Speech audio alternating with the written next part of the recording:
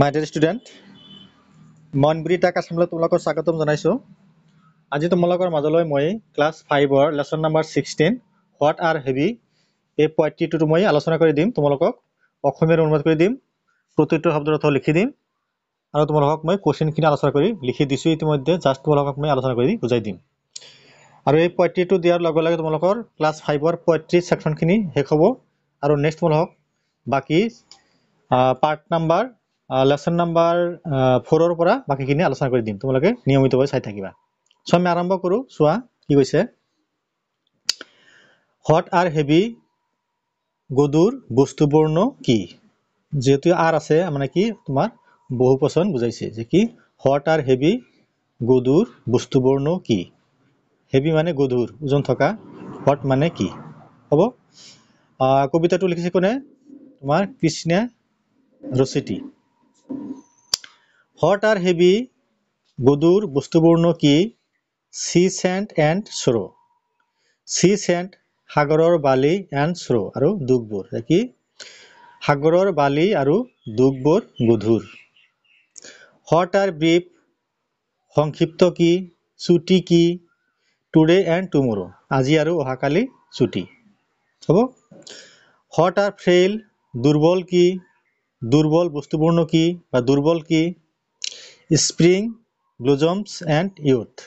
Spring blossoms বসন্ত কালত ফুলি থকা ফুলবোৰ এণ্ড ইউথ আৰু কি? যৌৱনকাল। দেখি বসন্ত কালত ফুলি থকা ফুলবোৰ আৰু যৌৱনকালটো একেবাৰেই দুৰ্বল, বৰ দুৰ্বল।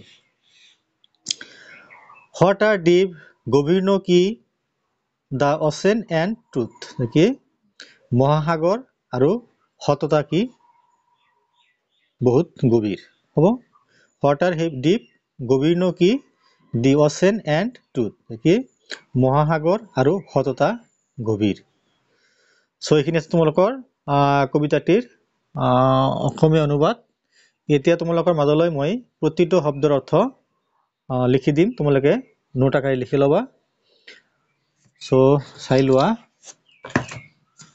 চোৱা কি কৈছে।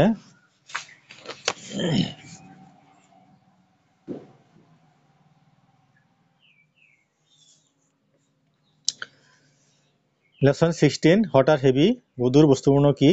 ৱৰ্ড মিনিং লাইন নাম্বাৰ 1 মই লাইন বাই লিখি দিছোঁ। হোৱাট মানে কি? হেভি মানে গধুৰ, ওজন থকা।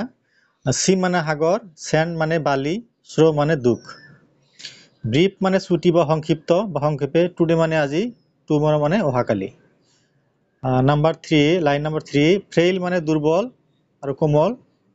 স্প্ৰিং মানে বসন্তকাল, ব্লুজমছ মানে ফুলি থকা ফুল, ইয়থ মানে যৌৱনকাল। ডিপ মানে গভীৰ, অচেন মানে মহাসাগৰ, ট্ৰুথ মানে সততা বা সত্যবাদিতা বা সততা। চ' এতিয়া তোমালোকক মই কুৱেশ্যনখিনি আলোচনা কৰি দিছোঁ, তোমালোকে চাই থাকিবা। আগতে বুজি ল'বা, নেক্সট তোমালোকে নোট আকাৰে লিখি ল'বা। চোৱা কি কৈছে।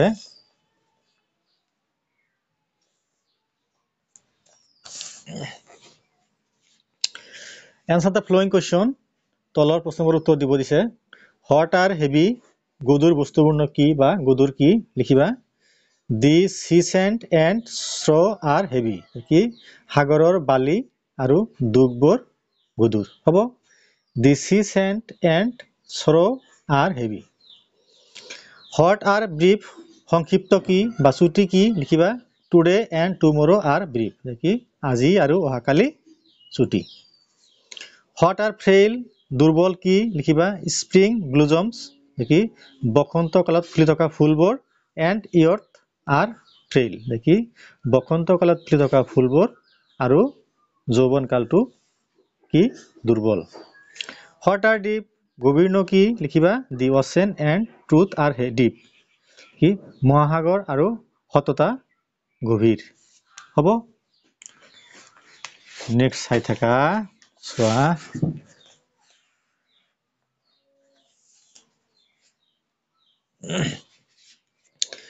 Right the rhyming words for each of the following words. আমাক কিছুমান শব্দ দিছে, আমি কি কৰিব লাগে? এই ৱৰ্ডবোৰৰ আমি ৰাইমিং ৱৰ্ড মানে কি অন্তমিল থকা শব্দবোৰ আমি লিখিব লাগে। শ্ৰ' মানে দুখ, ইয়র্থ মানে যৌবনকাল, ফ্রেইল মানে দুর্বল বা কোমল, ডিপ মানে গভীর। লিখিবা এইফালে ওয়ার্ড লিখিবা, এইফালে রাইমিং ওয়ার্ডস লিখিবা। Sorrow tomorrow, youth truth, frail mail, deep keep. হ'ব, এইখিনি হ'ল কি আমাৰ ৰাইমিং ৱাৰ্ড। নেক্সট কি হৈছে চোৱা, write the antonyms of the following words. Antonyms মানে কি তোমাৰ বিপৰীত শব্দ। হেভি মানে কি গধুৰ, ব্ৰিফ মানে চুটি বা সংক্ষিপ্ত, ডিপ মানে গভীৰ, ট্ৰুথ মানে সততা বা সত্যবাদিতা, শ্ৰ মানে কি দুখ। চ' আমি অপজিট লিখিম, ৱাৰ্ড লিখিবা, এইফালে এণ্টনেমছ লিখিবা। হেভি মানে গধুৰ, থিন মানে পাতল, লাইট মানে কি কম, ব্ৰিফ মানে সংক্ষিপ্ত, লং মানে দীঘল বা লেংথলি বা ডিটেইলছ। তোমালোকে যিটো তোমালোকৰ ভাল লাগে সেইটো লিখিলে হ'ল। ডিপ মানে গধুৰ, চেলো মানে কম, ট্ৰুথ মানে সততা বা সত্যবাদিতা, ফলছ মানে কি মিছা বা মিছলীয়া, শ্ৰ মানে দুখ, জয় মানে আনন্দ। হ'ব, আচ্ছা চাই থাকিবা তোমালোকে। চোৱা কি কৈছে next, right the nouns form of the following words. আমাৰ কি নাউন ফৰ্ম লিখিব লাগে, মানে কি বিকৃষ্য ৰূপত লিখিব লাগে। এইফালে ৱাৰ্ডছ লিখিবা, এইফালে নাউন ফৰ্ম লিখিবা। ডিপৰ নাউন ফৰ্ম হ'ব কি ডেপ্থ। ব্ৰিফৰ লিখিবা ব্ৰিভিটি বা ব্ৰিফিং। স্পেলিং চাবা BREVITY, ব্ৰিভিটি নাইবা ব্ৰিফিং, BRIEFING। ফ্ৰেইল, ফ্ৰেইডলি, FRAILTY, ফ্ৰেইডলি। আৰু কি কৈছে, try two answer the flowing question. তাৰমানে কিছুমান আমাক প্ৰশ্ন কৰিছে, তাৰ কি উত্তৰ দিব দিছে। কাৰ সহায় লৈ? শিক্ষকৰ সহায় লৈ উত্তৰ দিব দিছে। দি টিচাৰ উইল হেল্প, তাৰমানে কি শিক্ষকে তোমালোকক কি কৰিব, হেল্প কৰিব, সহায় কৰিব। কি কৈছে, হোৱাট ইজ ৱেল্থ। ৱেল্থ মানে কি ধন সম্পদ, মানে কি হোৱাট ইজ ৱেল্থ বোলে সম্পদ কি, কি লিখিবা, লিখিবা wealth is the things that make men rich. Rich মানে ধনী, যে কি সম্পদ এনে এটা বস্তু যিটো কি কৰে মানুহক কি কৰে ধনী বনায়। What is the best policy বোলে উত্তম উপায় কি, লিখিবা honesty is the best policy, কি সাধুতাই উত্তম উপায়। What is the greatest virtue, কি what is the greatest virtue, কি আটাইতকৈ ডাঙৰ গুণটো কি, লিখিবা pity is the greatest virtue.